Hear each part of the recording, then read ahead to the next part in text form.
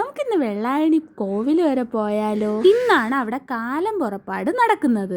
അത്യാവശ്യം നേരത്തെയാണ് ഇന്ന് പോയത്. പക്ഷെ എന്തിരുന്നാലും ഭയങ്കര തിരക്കായിരുന്നു, നല്ല ക്യൂ ആയിരുന്നു. ദേവിയെ കയറി തൊഴാൻ പോലും പറ്റിയില്ല. അങ്ങനെയെങ്കിൽ പിന്നെ സീറ്റ് ഒപ്പിക്കുമെന്ന് പറഞ്ഞ് നേരെ കാലം പുറപ്പാട് നടക്കുന്ന സ്ഥലത്ത് സീറ്റ് ഒപ്പിച്ചു. കാലം പുറപ്പാടിന്റെ പ്രധാന കഥാപാത്രങ്ങളാണ് പപ്പരും കാലനും. നമ്മൾ ആദ്യം കണ്ടത് പപ്പരും രണ്ടാമത് കണ്ടത് കാലനുമാണ്.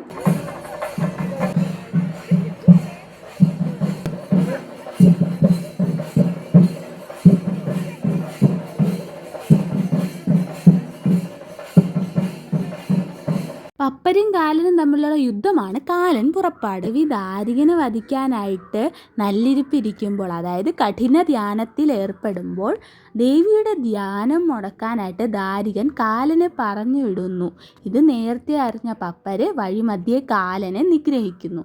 ഇതാണ് ഇതിൻ്റെ ഒരു ഐതിഹ്യം. ഇതിൽ കാലൻ ദാരികന്റെ ദൂതനും പപ്പര് ദേവിയുടെ ദൂതനുമാണ്.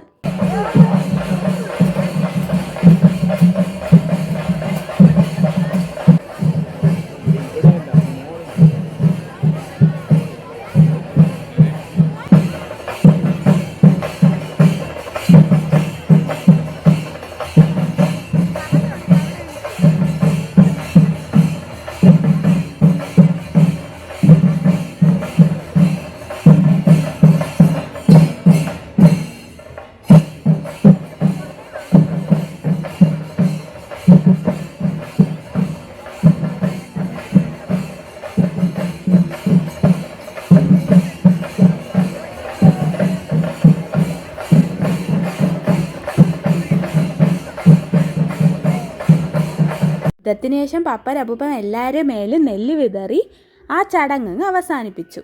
അങ്ങനെ അതൊക്കെ കണ്ടു കഴിഞ്ഞ് തിരിച്ചിറങ്ങിയപ്പോഴാണ് ഒരു ATM കയ്യിൽ കിട്ടി. നേരെ നമ്മളത് പോലീസ് മാമന്മാരുടെ കയ്യിൽ ഏൽപ്പിച്ചു.